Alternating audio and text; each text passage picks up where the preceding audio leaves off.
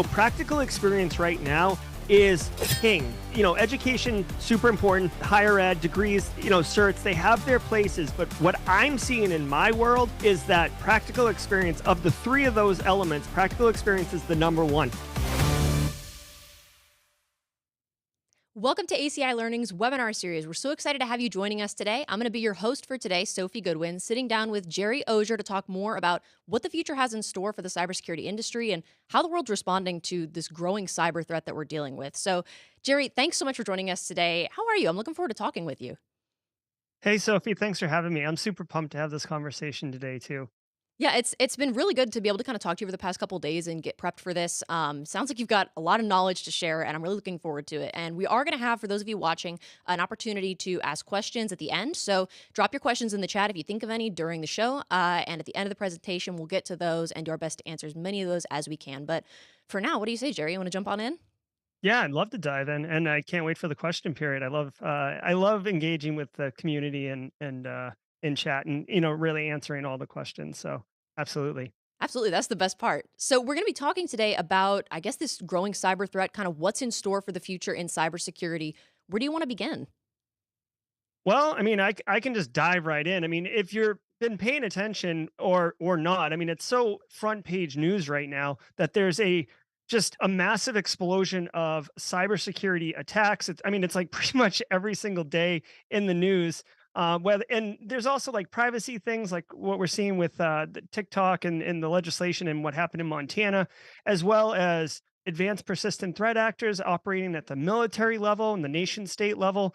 We just saw some interesting stuff in today's news around, what's happening in Kenya with their government being hacked. There's also at the cyber criminal level, which is just all about straight cash, homie, when it comes to ransomware operations and business email compromise operations. So there's just like up and down the stack and left to right across the breadth of it all. There's so much cybersecurity um, challenges and risks, and businesses are just needing to really address it head on. Individuals need to address it as well, but obviously businesses have the capital and the resources to properly address it. And personally, since I'm such an advocate of cybersecurity and I love this industry so much, I love that we being I'm cybersecurity personified, we are moving out of the shadow of IT, if you will, and moving much more into its own space, its own light, being perceived by the business, which is now getting us the recognition, the time that we need, and the budget, more importantly, to be able to hire staff that is appropriate, skill up staff so they're able to actually meet the demands that the business needs, and really at the end of the day, reduce cyber risk for the business, and allow it to continue business operations. It's fascinating what's going on right now, and it's part of the reason why I wanted to even have this talk today with you. Is just why is there this explosive growth in opportunities in the career in the workforce, and we'll get into all those details in a bit. But yeah, this is my high level opening thesis on why we need to address this head on. Well, like you said, it feels like it's hard to scroll through LinkedIn, Twitter. It's hard to watch the news or anything without seeing something that's relating to some kind of cyber threat or cyber issue, which obviously is not great. I mean, we don't want things to, we don't want that bad things to happen, but it does, like you said, mean a growing industry and growing jobs, it sounds like. So what do you think? You kind of touched on a couple of things there. What do you think is maybe some of the top reasons for this kind of growing disruption? Yeah, absolutely. I know I had provided a couple slides in advance. Maybe if we could pull those up. Yeah, you could see. I think there's multiple things, right? There's like a handful of rocks being thrown at what's causing this disruption, but three of what I would consider the larger rocks that you want to keep an eye out on are featured right here. So cyber insurance, I put that one first. If you know me for a minute, you know that I'm a huge advocate of cyber insurance. I think it's an area in our industry that gets very little pub and very little attention, but it's actually in a very compelling area within our industry, and it's a massive lever right now for getting businesses to engage and in oh my gosh, what's the word? And invest, excuse me, into it. So I'll go in greater detail on insurance. Now, business email compromise, this is another interesting one that's really driving it. Ransomware is the top threat in our industry right now, to any business, right? You can't, like, literally, it's, I could open search engine right now and type in ransomware news, and there's probably something within the last 24 hours of some business that's been hit. But business email compromise is like this sleepy second giant that's in the space, but it's in the shadow of ransomware. But it directly affects CFOs, and like they're the ones who see it. And by the way, CFOs are the ones who hold the purse strings, if you will, and release money, approve budgets, these type of things. So when they feel the heat coming off of the stove, they know that this is a real problem, and then they're much more, from a human psychological perspective, motivated to want to make that pain stop or turn that heat down.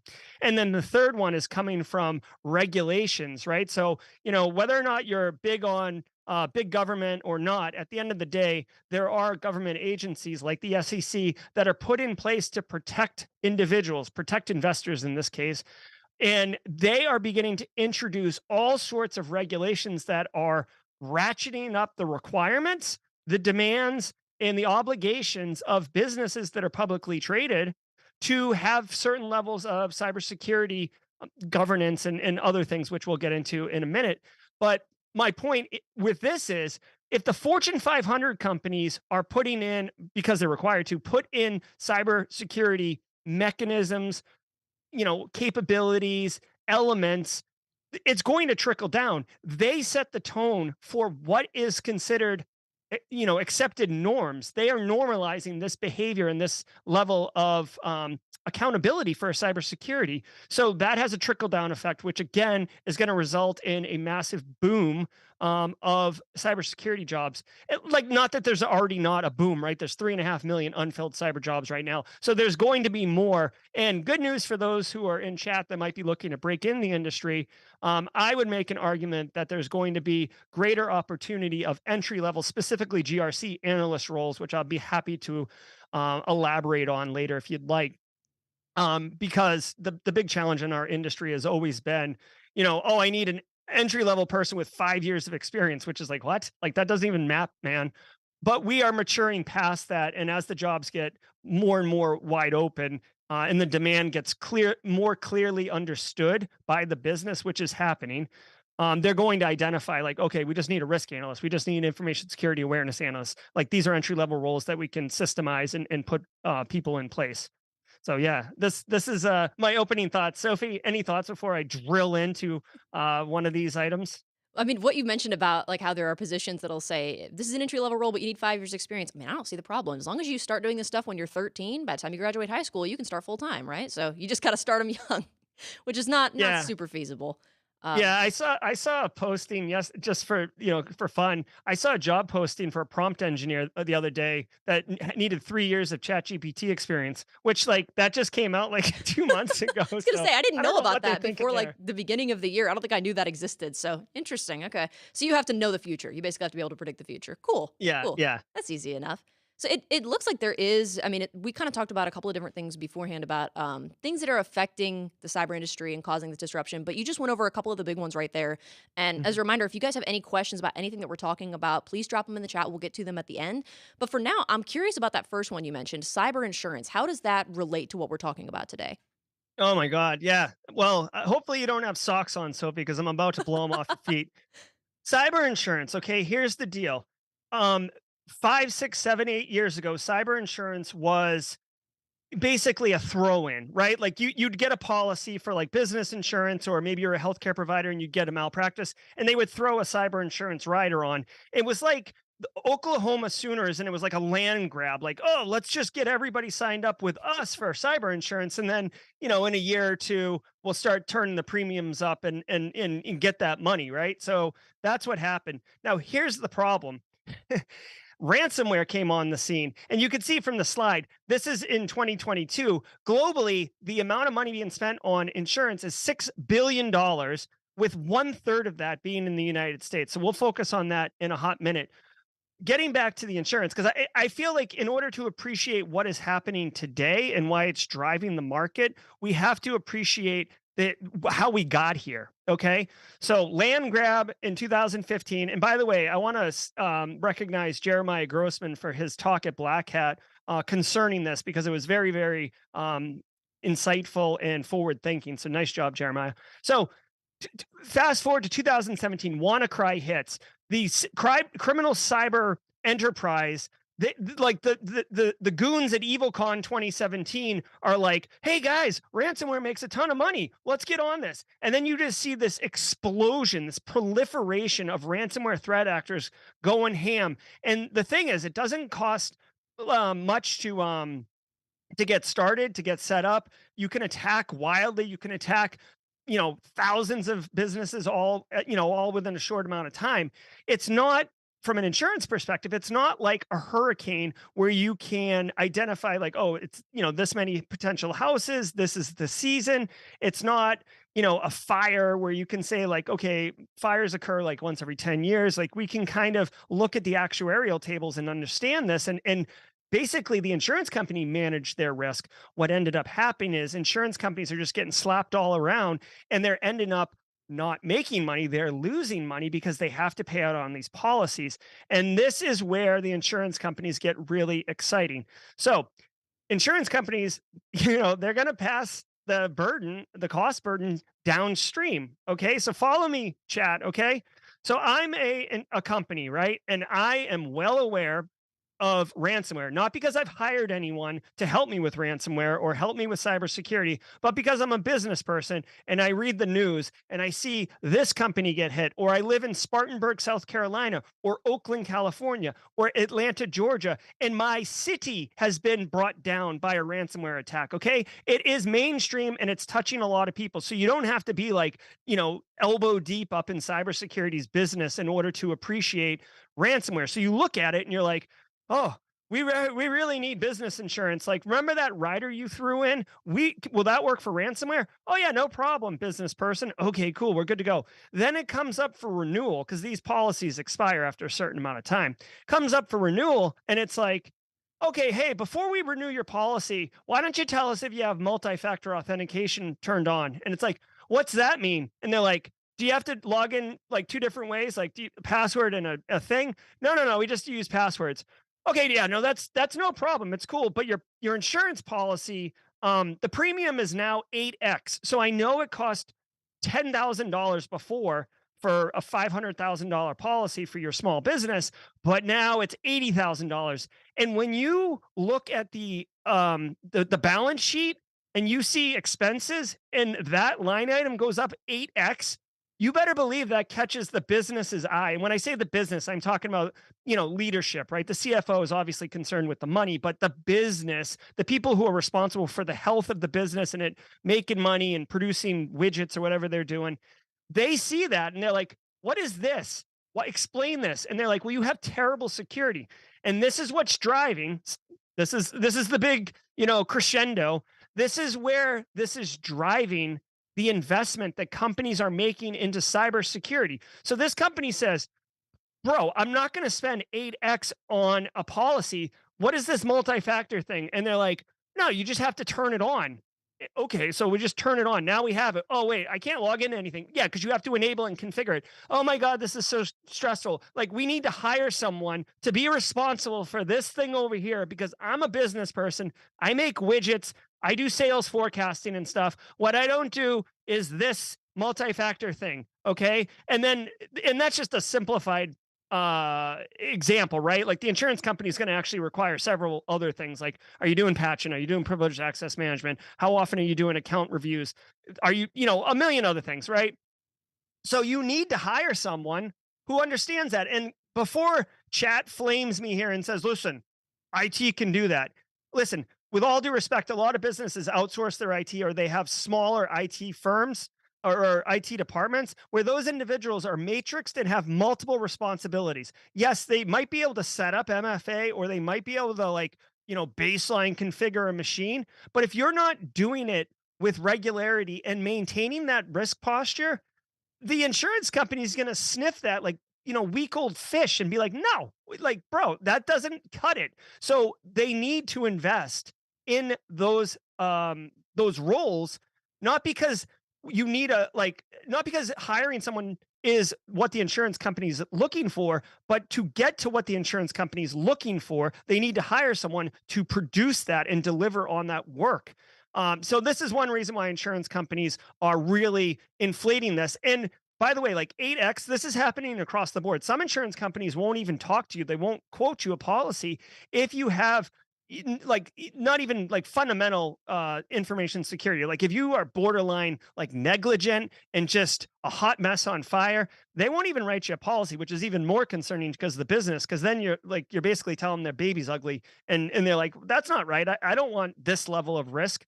Um, okay, so that's what's going on with insurance. Also, insurance companies are basically driving security programs because of this, which does require staff to build and maintain. So, Sophie, this is just one way. I told you a lot of people don't, they sleep on insurance, but I'm telling you, it's hot. It's really hot. Well, and it sounds like it's worth it to hire somebody, have a consultant or something to make sure that this stuff is taken care of and kind of monitor all this because it may cost you now, but would you rather just pay the money and do that now to pay somebody to do it or wind up having to pay all this money for an insurance policy or worse, inevitably when you're attacked or you're a victim of a breach having to pay for that later on. It's worth it, it sounds like. Just to hire somebody now and just take care of it. And on the slide you had like a global number and then a US number for cyber insurance as far as the money goes. And I think the US number was like a third of the total or something. So here in the US, like this is a big deal. Yeah, thank you for reminding me about that. I forgot to speak to the slide. Yeah, so you can see, and this is relatively recent numbers. I think 2022, a third is in the United States. So for our international friends in chat, there's opportunity there. But for the United States based attendees, look at this: a third of a third of the world's spend on cyber insurance is in the United States. That is directly correlating to the amount of opportunity that's going to be driving based on that microcosm case study I just gave you. That is being rinsed and repeated across businesses of all sizes in the United States, like right now. And it's only going to continue to grow. I wholeheartedly believe that because they don't want to not have insurance, first of all, and they don't want like they can't maintain the burden of maintaining that um responsibility without having someone in it. And by the way, just as a fun fact, if you want to like double click or drill into or whatever you want to say, these roles, yes, like set up MFA or do some technical configuration, put DMARC, DKIM, SPF in, or whatever you're going to do. I would still argue what they're going to want to do is hire a generalist cybersecurity, analyst, right? This isn't going to be like someone who's like a team on a SOC or something like that. You will do some technical stuff, but really you are going to be an interface to the business. The CEO, the CFO, they want to be able to pick up the CIO really want to be able to pick up the phone and say, I have a cybersecurity person, right? And I'm going to call them right now. Like, hey, cyber person, we have this external need. We have this third party asking for something. We have this email that just came in. What do I do? Like, they want that easy button to hit.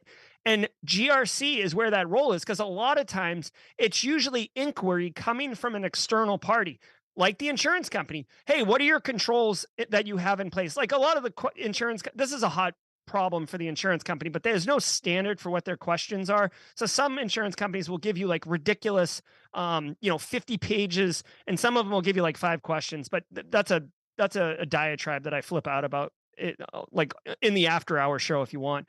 But here's my thing. They don't, the business can't read those questionnaires, right? Even something as simple as like, how often are you doing like disaster recovery testing or business continuity planning, right? Something as simple to me, right? And I'm biased, right? But like those terms are simple and understood, and we know what that means. A lot of times the business people don't even know what that means. And you know what the business people don't want to do? They don't want to like Google terms and then try to, ham fist answers to these things. They want to take it and hand it to a cyber person and say, fill this out. And that's a GRC capability, right? Like GRC's main focus, if you boil it down, is to interface with the business. And what I'm telling you right now is a business interfacing need that the business has. So, anyways, lots of money being sent in there, lots of opportunity. I love myself some GRC, but the final thing I'll share with you that's really important to note, and I think that this grabbed major headlines and was, it was front page. So a lot of people who weren't already on the ransomware train are now fully on the ransomware train. I want to say maybe 3 or 4 months ago, it's been in litigation for years, but 3 or 4 months ago, a court in New Jersey finally ruled in favor of Merck. Okay. In a insurance civil case, Zurich International, which is a massive insurance provider, had it issued a insurance policy to Merck for cyber insurance. Okay. Merck got hit with NotPetya ransomware, which was basically a wiper. They call it ransomware, but it wasn't. It was a wiper virus, and it like destroyed Merck. Okay. This is like a pharmaceutical company, big pharma, like systems offline, unable to deliver product, pharmaceuticals expiring on shelf because they needed to be kept at a certain temperature, like massive problems. $1.4 billion worth of problems, to be accurate. Merck sued Zurich because Merck said, Zurich, pay this insurance policy. We're down. This is why we have insurance. And Zurich said, no. This was Russia on Ukraine action. This was an act of war. You can clearly see a disclaimer in the policy that says act of war not covered. Boom. Okay. A judge ruled that that was not an act of war, and that in fact this was in scope of the insurance policy, and they got hit with $1.4 billion. Immediately after that happened, Mondelez, the massive food conglomerate, you can Google Mondelez, they immediately sued Zurich on the same premise because Zurich didn't pay them on their insurance policy when they got hit with the same exact NotPetya ransomware wiper. Okay, and Mondelez got like 100 million or something like that, or 140 million.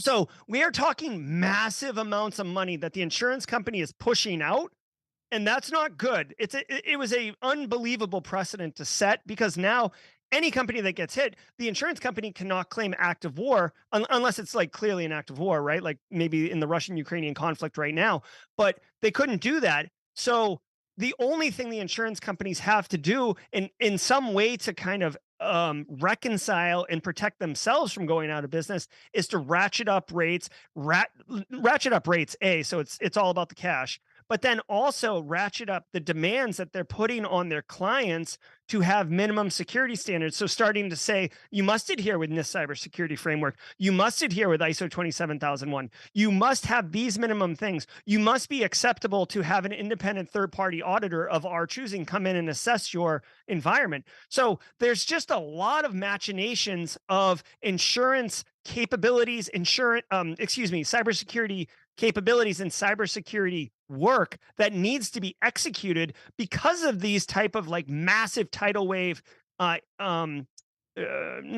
incidents, but like decisions that are coming down through the legal system that are setting precedents that are highly impacting the insurance industry. So it sounds like now, especially with attacks like what you just mentioned with NotPetya and everything like that affecting these big companies, cyber insurance really is, it's like, it's not just an additional thing that's kind of like an aside in addition to this other insurance that you might have. This is like a big deal. And like you said, maybe it means more jobs or more work in the cybersecurity industry because this is becoming such a big thing. A couple of times when you mentioned, when you were talking about NotPetya, you said it was ransomware and then clarified it's not really ransomware, it's a wiper. But ransomware is like where the spotlight goes. That's kind of like a buzzword. And that's kind of what people think of when they think of cyber threats. But you mentioned earlier, I think BEC as kind of like a sleeper threat, something that's maybe a Mhm. close second that doesn't really get as much attention or as much spotlight in the news.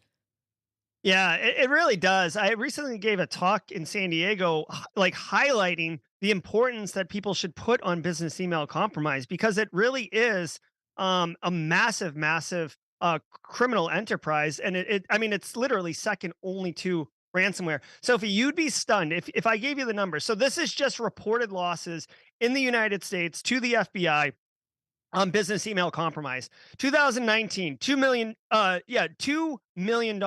Okay, that's not so bad. Okay, 2020, $10 million. 2021, $40 million. 2022, upwards of $70 million. Like it just keeps ratcheting. And just to level set really quick on what is business email compromise, because I do love walking it back and being able to explain how we got here so people can appreciate it. Business email compromise is a cyber attack. It's very simple. You can have more complicated versions of it, but essentially, what a criminal threat actor does is say, sends an email to Sophie in accounting, right? Sophie works in accounting now, and says, "Hey, I'm Jerry from I'm Jerry from the water department, and here's your bill." And Sophie all day, every day is just taking in invoices, paying them and sending them out, taking in invoices, paying them and sending them out. And this one comes in, yep, pays it, sends it out. So business email compromise can be as simple as just sending an invoice to a business and having them pay it. Like it's literally that easy, which is absurd, but it happens. And I just gave you the numbers, right? $50 million a couple years ago, just in reported losses. And you better believe, okay, you better believe that on average, a business email compromise attack is about $120,000 as of data from 2021. It's probably gone up since then. Okay, so we're a $700 million company, and we get hit for $120,000 business email compromise hit. That is less than 1% of our annual revenue. And I'm not minimalizing $120,000. If someone stole $120,000 from me, you better believe I would feel it. Okay. But a business, $700 million, $120,000 hit, like they're just going to keep going, right? It's like a speed bump. They're not happy they lost that money, but they're not going to take the time to call the FBI, bring in an investigative team. Maybe they're moving fast. Maybe they're working on something, whatever it is. Maybe the CFO doesn't want to get fired, so they just kind of like sweep it under the rug, whatever it is. So that's just reported losses. It's definitely much higher than that. Now, some of these attacks can actually get a little bit more, clever and interesting with hacking email accounts and then sending it as the CFO, the classic, like, I'm about to get on a plane for a big business deal, send the money, like it better be there before I land or you're fired, those type of things. Really quick, interesting statistics here. So it says 65% of organizations are facing business email compromise attacks, right? So flip a coin, right? And by the way, this is just on data that's being reported. Flip a coin, and you're more likely to be a victim of business email compromise than not. Okay. And it's, this particular article says the average is rising from 54 to 80,000 in one quarter. Again, I had another statistic from 2021 that pointed out $120,000 per hit. Even if, depending on which one you want to believe, like, let's take the lesser number because it's less painful for us, unless you're trying to convince your boss to invest in cybersecurity, then you go with the higher number, right? 80 grand is still not a good payday. And if you look at the numbers, it's a increase in about 40%, right? 50% increase in one quarter. So these threat actors are definitely understanding that these type of behaviors, these type of crimes work, and they happen all the time. Just to put a finer point on it too. Like, if you think like, oh, 80 grand, like that's fine and it's good for one person for one payday, but like this is kind of like a small problem. What are you talking about, Jerry, when we're dealing with ransomware upwards in the millions, right? In 2014, 2015, Google, you may have heard of Google, the search engine company. I'm being playful, right? They got business email compromised for $100 million. Okay, $100 million. You would think one of the Fortune 5 companies would have like the crack team, finance and accounting people, right? No, some dude in Latvia started a company that had the same name, except he added an extra letter, as a Taiwanese chip manufacturer or Taiwanese company. And he just started sending invoices to Google and Facebook. Actually, he did both companies, and he did it for 2 years. Made $100 million before he got found out and arrested. So don't think that this only happens to small companies or companies that don't know what they're doing. Believe me, it's much more complicated than that. Now that we appreciate business email compromise and how prolific it is as a crime and how much money it's making, hopefully you guys stayed with me and you didn't just like end the stream and you're like, I'm going to go become a business email compromise threat actor because that's paying. No, Now that we appreciate it, think about this for a hot minute, okay? You are a CFO. And again, guys, 65% of orgs are getting hit with this stuff, right? You're a CFO and you get hit, or an accountant says, hey, like I sent you that money you asked for last night. And they're like, what? Right? You get hit for 80 grand, you get hit for 120 grand. The average starting salary right now in 2023, and again, you have to account for like location, right? Because someone in Silicon Valley is making more than somebody in Omaha, Nebraska. But on average, about $115,000 is the average salary of a cybersecurity professional. And this also accounts for experience levels and all these other things. But just work with me here just for a simple case study. You get hit for 120 grand. You could pay someone for an entire year less than that to do cybersecurity. When you get hit with the business email compromise and you say, how did this happen? How could this have occurred? How, right? Like just like you're outraged. Like if you've ever seen somebody, and I know not everybody has, but if you've ever seen somebody who just got, victimized or compromised or is actually dealing with an active incident, and they don't work in our industry, they look like a deer lost in the headlights. They're very flummoxed. They want answers, but there's no data to help them answer these questions, right? So when a CFO gets hit and wants to know what to do, how did this happen? One of the things, especially if they call the insurance company, getting back to insurance, is are you doing end user awareness training? Did you train your staff on proper protocols? Did you review what the process looks like? Are there approvals? Are you allowed to request data transfers over $5,000, over $80,000, whatever, via phone, via a text message, right? Like who's making these decisions, right? And then it becomes abundantly clear, or an email, by the way, fishes come in, right? It becomes abundantly clear that there's nobody doing that work. And the CFO goes, well, how do we stop this from happening next time? Right. And eventually it'll get to the point where like we need someone who's focused on this. We need somebody who's aware of what these attacks look like and can help us manage this. Now you could hire a consultant to come in, right? That's one avenue, but that's a point in time fix, right? Cybersecurity is an everlasting, ever changing, dynamic monster. And people who kind of go the cheap route and basically do a one time band aid. That band aid, it's like wearing a band aid and taking a shower for a few days, and then like it gets like wobbly and it falls off, and then you're right back to where you started, right? So that's not the solution. Plus, when you look at the economics of it, they got hit for more than the average salary would cost. And I know multiple businesses personally from my consulting experience, multiple businesses that like they called me after the third time they got hit with a business email compromise. Because like they're thinking like, oh, the first one, like, oh, that we're smarter than that. That's not going to happen again. And then it happens the second time, and oh, let's get serious about it. And then the third time, they're like, all right, we definitely need help. Fast forward, people in business in power positions, with all due respect, right? They eat at the same restaurants, they golf at the same clubs, they go to the same conferences, they text each other, right? They have private Slack channels. They talk to each other. So when I'm getting hit with business email compromise, it really is a red hot irritant, right? And I'm the business at this point, right? So I'm telling other people, like, I can't believe I just gave out this money. And then this other person's like, yeah, it happened to me too. Ugh, right? And then it's like, well, what are you doing to fix it? And the conversation will eventually, believe me, get to you need cyber professionals. Again, this isn't like a get on the GRC bandwagon all aboard, but it kind of is pointing towards this is another GRC capability, right? You don't just flip the switch and get there. The thing is, the business, unfortunately, will have to suffer, right? Nothing gets cybersecurity initiatives moving quicker than an incident, right? Like, fun fact, if you're new here, don't ever let an incident go to waste. Okay. No one wants incidents, but like, don't let it go to waste, because the checkbook will fly open and you can get initiatives because the business doesn't want it to happen again. They want the pain to stop, and they just think like, I'll cut a check and it'll stop, right? Just tell me the number.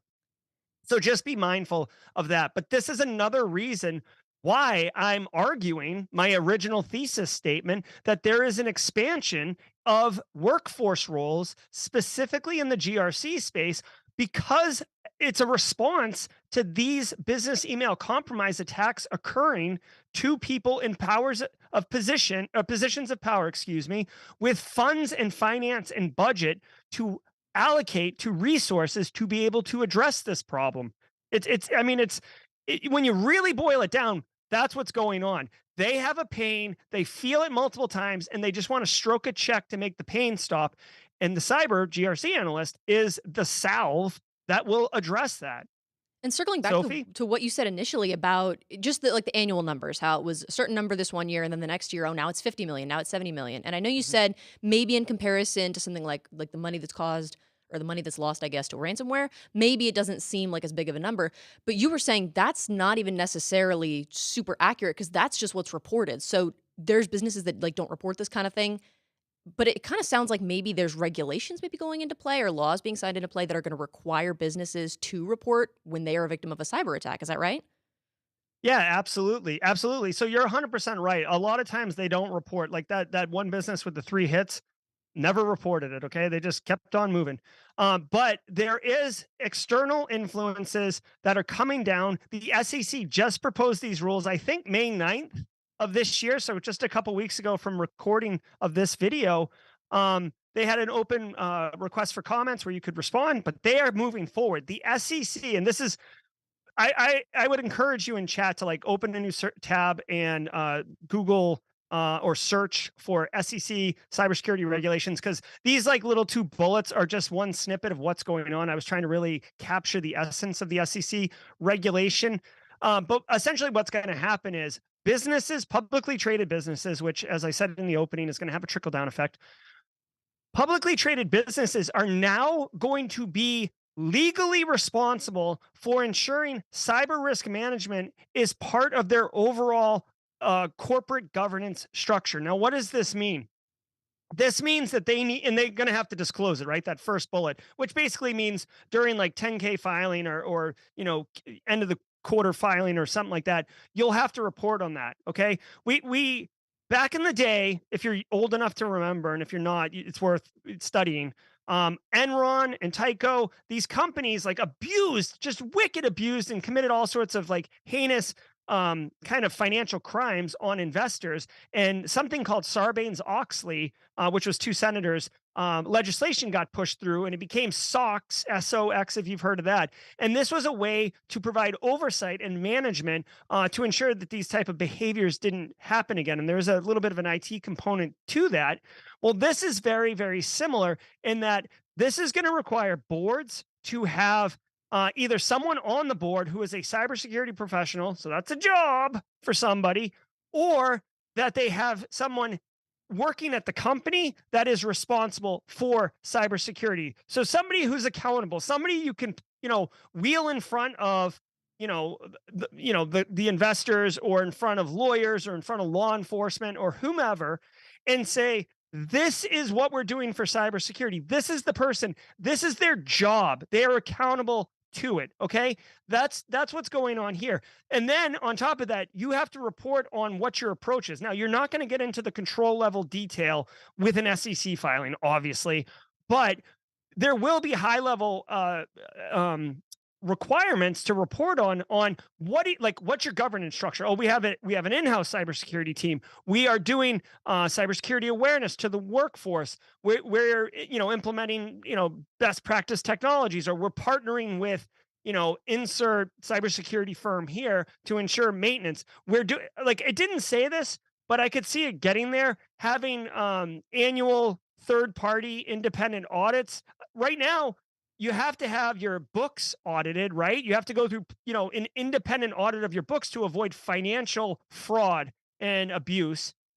Cybersecurity, like, it's no different. I mean, you can have like fraudulent claims, oh, we're doing MFA, but we're really not, right?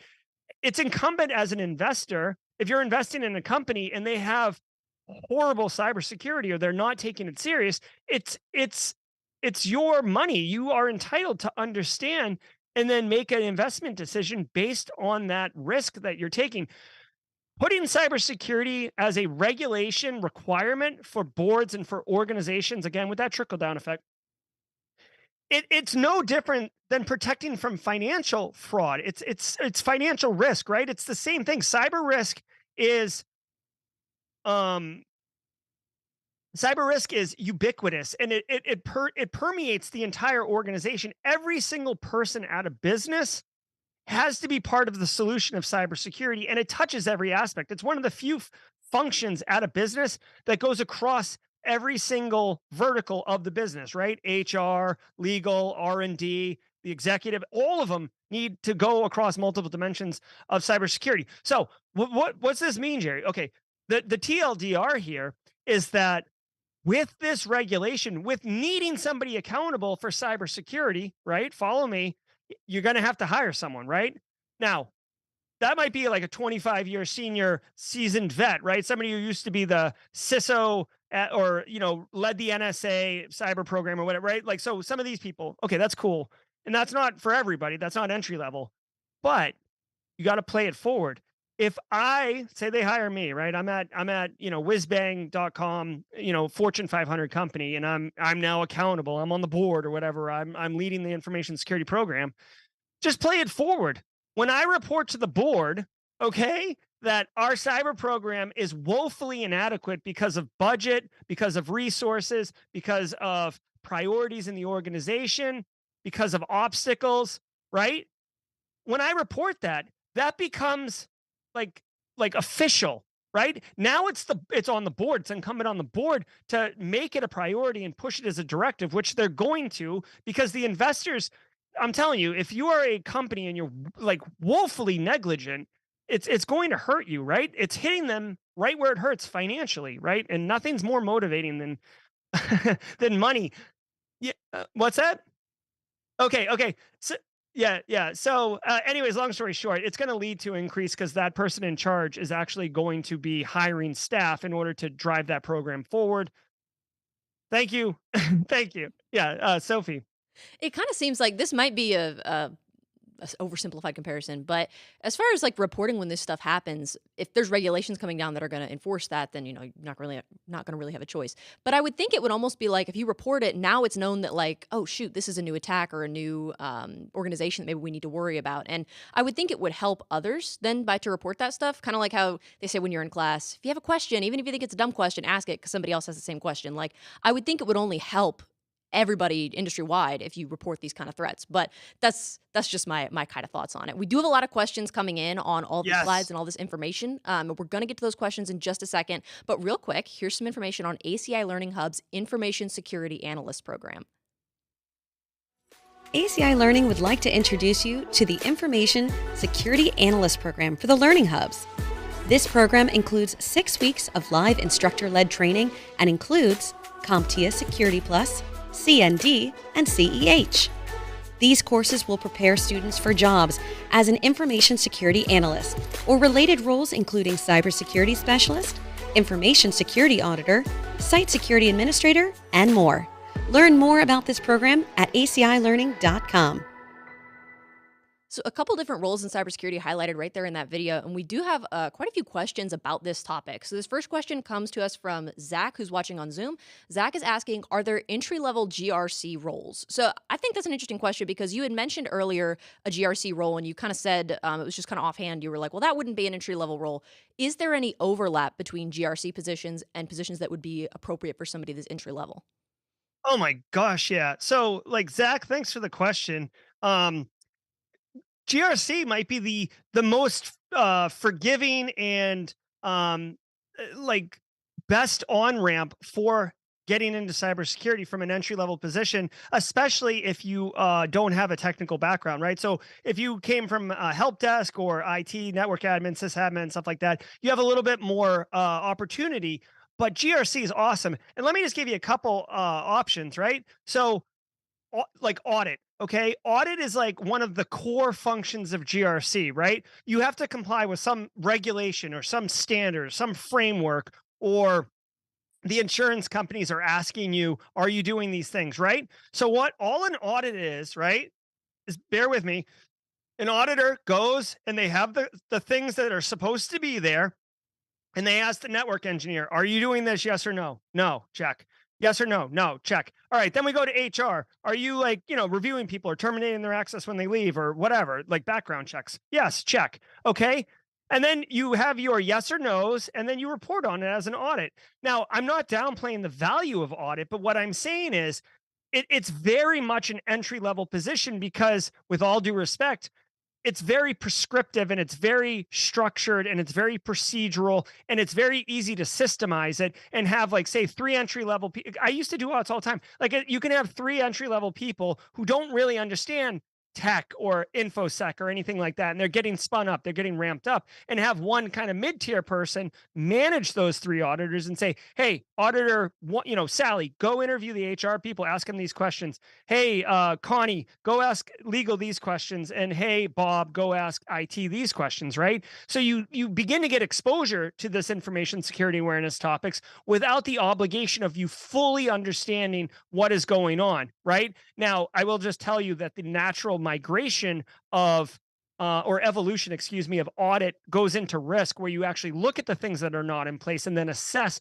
what is the actual risk of that not being in place by looking at the likelihood of it exploiting and then what the blast radius is of that exploitation. The other thing I would say, as far as entry level goes, is, basically like, filling out those questionnaires. That's not really audit, but it's very similar, right? A lot of businesses get these questionnaires because they're going to do business with X, Y, and Z company, and the company wants to know what's your business's security posture. Takes time to fill all those things out. It takes time to call, Carl in accounting and ask if they're doing X, Y, and Z, or the R&D people, right? So those are all totally, totally approachable entry level roles.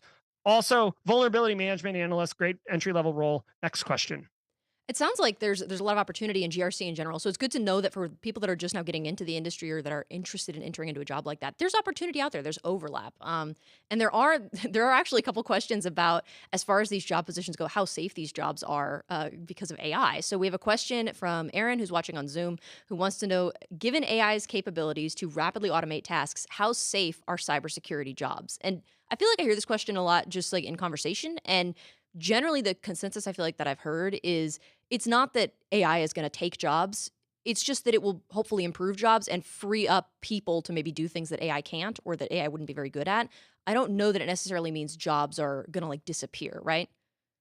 Yeah, that's correct. So I'm beginning to ask this question quite a bit lately. All right, so a couple things. One, AI is definitely going to help augment our jobs and make us better, kind of do some of like the grunt work, right? If you're a SOC analyst, something comes in, you go stick it in Virus Total, you maybe drop it in a dynamic engine to detonate it, right? And then the results come back. Like, AI could just do that, right? It's like taking SOAR or security orchestration, automation, and remediation. Correct me if I'm wrong, chat, if I got SOAR wrong, but taking SOAR capabilities or automation and basically ratcheting it up. Now, as far as AI taking our jobs, guys, couple things. One, threat actors, cybersecurity is a cat and mouse game. We come up with something like threat actors are doing buffer overflow. So we come out with DEP and ASLR, which are acronyms. You can Google them after, right? And they're like, oh, okay, like that stopped us for a hot minute. Now we come out with return oriented programming, right? Or ROP gadgets, right? We get around those.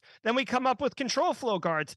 That stops ROP. So then they come out with jump oriented programming, right? So it's a cat and mouse game. Threat actors are like water. Okay, they will always find like a path in, and if it's not working this way because there's a rock there now, they're going to find a way around it. So AI, love you, mean it, but threat actors are human. They behave like humans. They do human things, right? Like, we see living off the land. I don't know why I'm getting so hot about this, but we see living off the land attacks where they use native binaries that network admins would use, like PowerShell or whatever, on boxes. Threat actors do this all the time.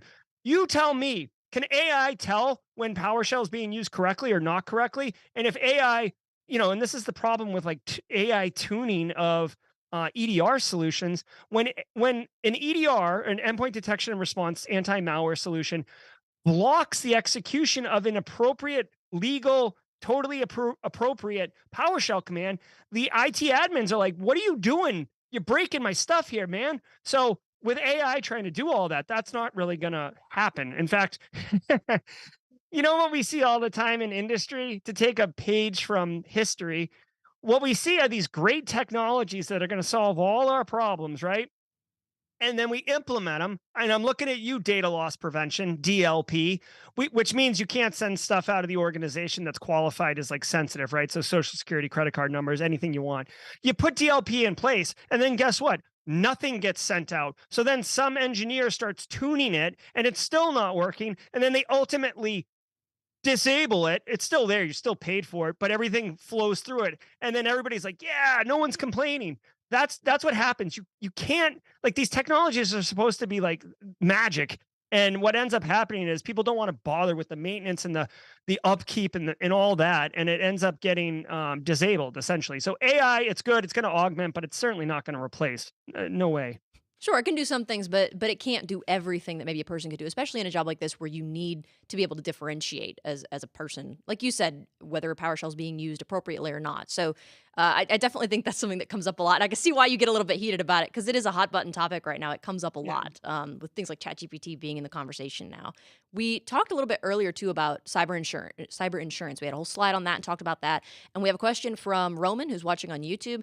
Roman asks, "What is your take on people saying cyber insurance gives companies an excuse to hire less security staff?" And I kind of feel like maybe this, I've never heard that this argument before. Maybe this is a real argument, but I would think that it wouldn't serve as an argument because your cyber insurance is going to cost more if if you don't have the security staff necessary. Wouldn't that just raise your premium? Yeah, exactly. So, and for full disclosure for all chat, I'm going to try to be succinct in my responses because I want to get to a bunch of questions if possible. So, Roman, great question. This is actually, this was the model and the mindset of the business between like 2017, 18, and 2020, 21. They would literally say, like, why do I need to invest in cyber? I'll just buy a policy, and if crap happens or if bad things happen, I'll just, call in the policy, and there you go. So that was the mindset. It does not replace a cybersecurity program. If anything, it just augments and allows you to be made whole from a financial perspective if you do suffer an incident. And to Sophie's point, she's 100% correct.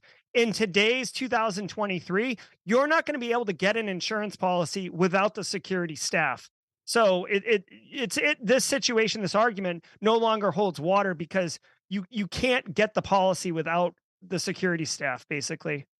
There's another question here that also concerns what we talked about with cyber insurance. This one comes from Jasmine, who's watching on Zoom. Jasmine's wondering if government agencies have insurance or have cyber insurance. I would imagine they would have to, right? Maybe I'm wrong. I don't know a lot about government Yeah, no, agencies. that's a great question. I don't personally know. I've worked in federal government multiple times, and it's never actually come up. Like, now that I think about it, it's never come up. Um, whether or not, because here's the thing, typically when you have insurance, it's to make you whole for lost business revenue during the downtime, right? So, like, I make widgets and then we get ransomware. I can't make widgets for a week. I make, whatever, $80,000 a day, through production and stuff like that. So to make me whole, you need to pay me 80,000 times 7 plus the cost of the incident response team plus like maybe some brand reputation or whatever.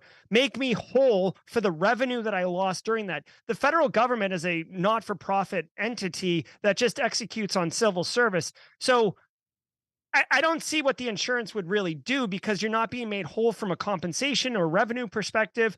And maybe it would pay to hire the staff that would help, but the U.S. government actually has staff like CISA and multiple agencies, and in-house staff, frankly, in order to respond to those incidents. So I've never heard of insurance for the government, but I've never thought about it as a thought exercise. But I don't think that they need it because of what insurance is actually designed to address. Right? It's the risk of lost money. It's not the risk of being compromised. Okay, interesting. See, I would not have thought about it that way, but I bet you're right. That's an interesting question, though. I don't know that I've ever heard that question asked Yeah, before. I So like it. thank you for that question, Jasmine. You're making us put on our thinking caps here. This next question comes from YouTube. It's from Ronald. Ronald's asking, how do you start threat hunting as someone who's starting out in cybersecurity, i.e., working as a SOC for a few years? Oh, that's awesome, Ronald. Congratulations. I love it. Um, if you want to get threat hunting, first of all, a couple things. Okay, I'm going to give you like wicked actionable intel. First of all, threat hunting is basically like a SOC analyst. You're like detecting bad, right? threat hunting is going to look for bad because your detection um, tools did not catch it. Now, how can you get started with threat hunting? If you want to do basic stuff, look at your organization. Say you work at a manufacturing company, right? Go look at MITRE ATT&CK, pull down the threat actors that are actively targeting manufacturing, right? And manufacturing is the number one industry targeted by ransomware, by the way. So there's plenty of options you can pick. And then look at the indicators of compromise, right? The actual IOCs, IP addresses, artifacts, network traffic, whatever. And then go into your SIM, go into your environment and look, like it's as simple as like this IP address is a known malware or threat actor, C2 server.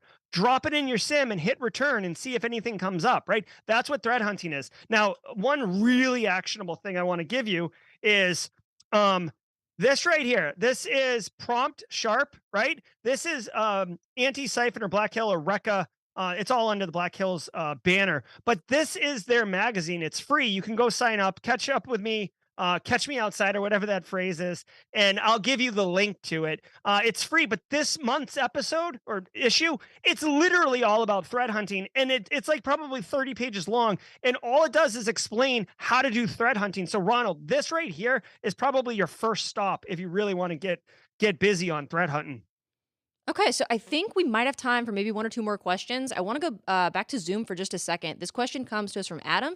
Adam is asking, we talked about practical experience, but I'm pulling my hair out trying to determine where to start. Where do I begin for cybersecurity? And we did kind of mention at the beginning how there are positions that will say, you need 5 years experience for this entry level role. How do you get that kind of experience? Yeah, great question. This is the classic catch 22 question that's been asked. There's multiple ways. Okay, multiple ways. I would be remiss if I did not mention ACI Learning, the platform that we're talking about right now. And I know they had the little promo there. Like a lot of opportunity to learn, and specifically labs. As I said in the intro, the video, practical skills reign supreme, right? So what you need to do is take on projects or labs that allow you to get practical hands-on skill. Now, I don't know if you're looking to go offensive, defensive, just general or whatever, but I mean, there's plenty of platforms that will allow you to learn offensive security through simulated range environments where you can hack into stuff and learn different capabilities. There's several ranges that allow you to do blue stuff. Just as a shameless plug, right, on Simply Cyber, there's an entire like lecture slash here's how you build a SOC lab and test it. If you want to, build a lab and do SOC work and stuff, this is one of those things where like you have to invest a little bit of your time to stand it up versus using something like ACI Learning where they've already got the environment built for you. But this is how you get practical skills. And believe me, when I tell you this, if you are in a job interview and you say, hey, listen, like they ask you a question and you're like, well, in my lab, I was able to do detection engineering on an EDR solution to be able to detect this threat, whatever this threat is. That's very compelling than saying like, I read a book about how to do detection engineering, right? Like practical skills reign supreme. So definitely like get your hands on a keyboard and do lab stuff. And if you don't know which direction you want to go, red or blue or GRC, try them all and see which one, suits your fancy. But I would say don't spend too much time going wide. Spend a little bit of time going wide and then diverge on, or excuse me, converge on one area and become good at that.